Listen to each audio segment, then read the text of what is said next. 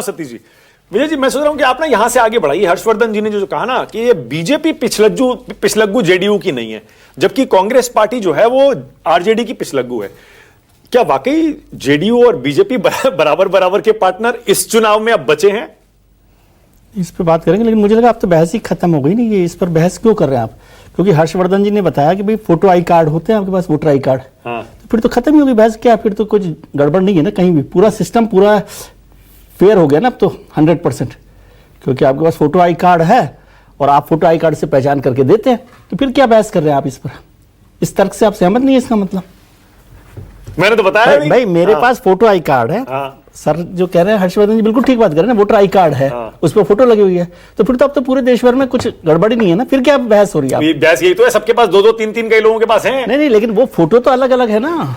Photo तो same photo है। नहीं, दो बातें हो गई। एक ही आदमी यदि 2 जगह दे रहा है तो वो अपराध नहीं है। एक आदमी की जगह अलग अलग आदमी वोट दे रहा है तो अपराध है। तो अलग अलग तो दे नहीं सकता।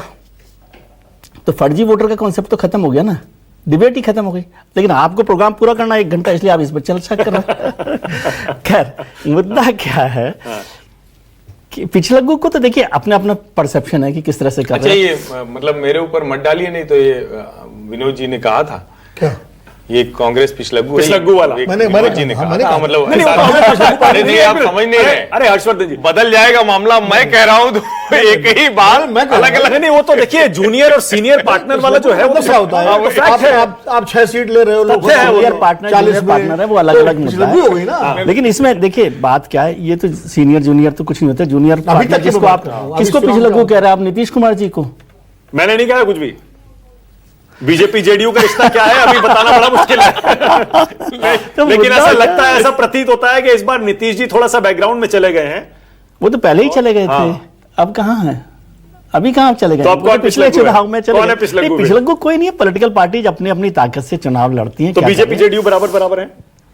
नहीं, जेडीयू यदि है तो उनके साथ है, बराबर पार्टनर है। उसने कहा कि बराबर सीटों पर लड़ेंगे चुनाव। अब वो कितनी सीटें देते हैं कितने नहीं देते, ये तो दोनों पार्टी को तय करना है कैसे परफॉर्म करता है। तो नीतीश जी ताकत है या कमजोरी है एनडीए की?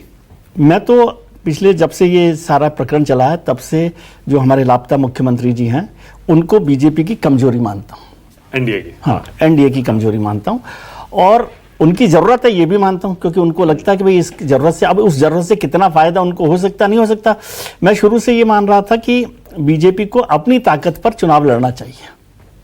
अब ऐसा वक्त आ गया कि जब उनको आ जाना चाहिए बाहर। कई बार रिस्क भी लेना फायदेमंद होता है, लेकिन हो सकता है मोदी जी के जो भी नाम पर। अब ये, लेकिन बीजेपी तो ज्यादा जानती है अपनी स्थिति। उसको लगता होगा कि अभी वो इस स्थिति में नहीं है कि अकेले चुनाव लड़ सके, तो वो नीतीश कुमार जी के साथ चुनाव। लाल किले से पीएम ने भी कहा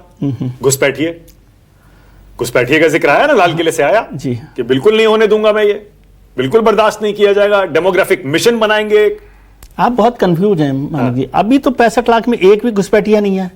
हाँ, अच्छा, इलेक्शन कमीशन के सोर्सेज बताते हैं कि 1,07,000, सुनिए, 1,07,000 जो नहीं मिले ना वो घुसपैठिए हो सकते हैं, ये कहना है। नहीं, अभी इलेक्शन कमीशन ने ये नहीं कहा, सूत्रों ने। तो अभी तक तो घुसपैठिए है ही नहीं, मतलब बल्कि ये साबित हुआ कि घुसपैठिए नहीं है। एसआईआर की जांच के बाद ऑफिशियल आ जाए, और यदि पार्लियामेंट की गृह मंत्रालय की रिपोर्ट देखेंगे क्वेश्चन आंसर में, तो उनका भी हमारे पास कोई फिगर इस तरह का नहीं है घुसपैठिए को लेकर। ये सरकारी बात मैं कर रहा हूं। तो इस मुद्दे पर अब घुसपैठिए पर कितनी बहस होगी, और अभी तो प्रधानमंत्री जी ने कर दिया, तो ये डिबेट आगे चलेगी ना। भाई इधर से एसआईआर और चोरी, उधर से घुसपैठिए। हाँ, तो दोनों चलेगा ना? अच्छा, हाँ चलेगा, दोनों ही चलेगा। बहुत मुद्दा।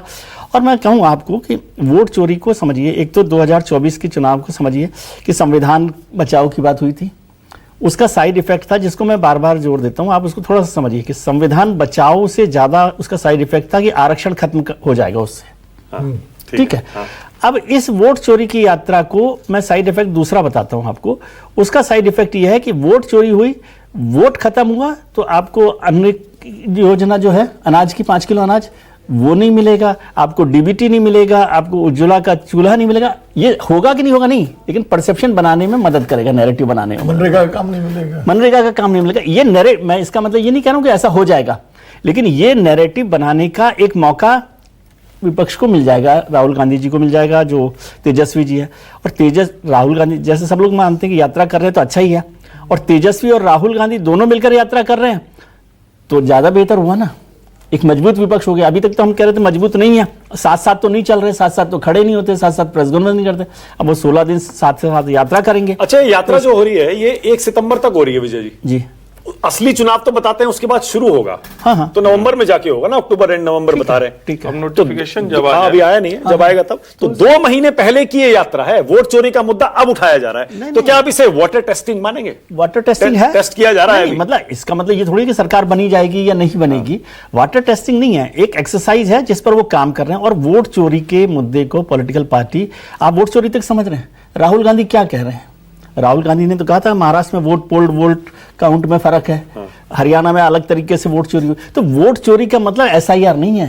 ये चुनाव के आखिरी दिन तक चलेगा। कहेंगे भैया ध्यान रखना कोई गलत आदमी वोट नहीं डाल रहा, फिर बैठे रहना, वोट डालने के बाद काउंट करते वक्त करना, फिर देख लेना कि कहीं। और अभी तो हरियाणा में हुआ है ना, अभी तो वोट काउंट करके आपने बदला है नतीजा, पानीपत वाला, पंचायत वाला, हाँ, पंचायत वाला पानीपत वाला। तो ऐसा तो होता है ना। फिर भी आप कहते हैं नहीं ठीक ही हो रहा है, लेकिन रिकाउंटिंग हुई है। हाँ, तो दोबारा वोटिंग नहीं, रिकाउंटिंग में। रिकाउंटिंग ही तो वोटिंग में तो रिकाउंटिंग पहली बार नहीं, हुई है। वोटिंग से तो गड़बड़ी, वोटिंग से का मतलब ही नहीं है। वोटिंग तो जो हो जाएगी वो हो जाएगी, रिकाउंटिंग ही तो गड़बड़ बताती है सर। रिकाउंटिंग गड़बड़ बताती है, वोटिंग दोबारा होती है तो फिर तो कुछ भी नतीजा हो सकता है किसी भी चीज का, है ना। तो रिकाउंटिंग, लेकिन मुद्दा वो नहीं है। मैं ये कह रहा हूं कि पॉलिटिकल पार्टी के पास, कांग्रेस के पास, तेजस्वी जी के पास ये मुद्दा आखिरी दिन तक है, जिस दिन तक चुनाव के नतीजे नहीं आ जाए। आप ये सोच रहे हैं एसआईआर नहीं है ना, वो तो हर दिन कहेंगे भैया ये तो बन गया, देखो हमने इतना। अभी क्या होगा, 1 सितंबर की रैली हुई, मान लीजिए, क्या कहेंगे मुझे नहीं पता, लेकिन 1 सितंबर को कहेंगे देखा हमने ये एसआईआर पर इतना जोर दिया तो अब सबके वोट ठीक हुए। लेकिन अभी यहां मत श्रेय लेने की होड़ हाँ, होगी। लेकिन यहां मत रुकना, अभी तो वोट डालने जाना है, तब देखना कि किस तुम्हारा वोट डल तो नहीं गया। अच्छा, अभी तो 22 तारीख को हियरिंग भी है, फिर से 22 तारीख को सुप्रीम कोर्ट में फिर हियरिंग। लेकिन फिर उस पर जिस दिन होगा कि भाई अब वोट डालने जाना, तो ध्यान रखना कि कोई वोट गलत नहीं डाल जाए। फिर जब वोट डल जाए तो कहना बैठे रहना है, वोट काउंट में गलत ना हो जाए। तो वोट चोरी का मुद्दा केवल एसआईआर से जुड़ा हुआ मुद्दा नहीं, क्या पूरे इलेक्शन सिस्टम पर आप सवाल खड़े कर दें, ये सही है गलत है अलग है, लेकिन वही नैरेटिव, इलेक्शन में पॉलिटिक्स में नैरेटिव इंपॉर्टेंट है, सही गलत तो छोड़ दीजिए, सही गलत की बात नहीं है। जब सितंबर से अक्टूबर तक 1990 में अडवाणी जी रथ यात्रा लेकर निकले थे, तब कहा गया था कि भाई राम मंदिर का निर्माण अब आज होगा तो होगा, नहीं होगा तो नहीं होगा। तो क्या हो गया था, और क्या उसका नतीजे में बीजेपी की सरकार बन गई थी 90 में? नहीं बनी थी ना, सरकार तो 96 में बनी। लेकिन किसी चीज का एक बेस बनता है, और भारत जोड़ो यात्रा से एक बेस बना, एक स्टेप उनको मिल गया। फिर उसके बाद जो मणिपुर वाली यात्रा हुई उससे बेस मिल गया, और अब तीसरा काम ये किया है। मुझे लगता है बीजेपी को इस नैरेटिव को नॉन सीरियसली नहीं लेना चाहिए। ये बात मैं कह रहा हूं। भारत संविधान के वक्त भी मैं इस बात पर, आपको भी याद होगा कि मैं जोर दे रहा था कि संविधान बचाओ बड़ा नैरेटिव होगा, जाति जनगणना बड़ा नैरेटिव होगा।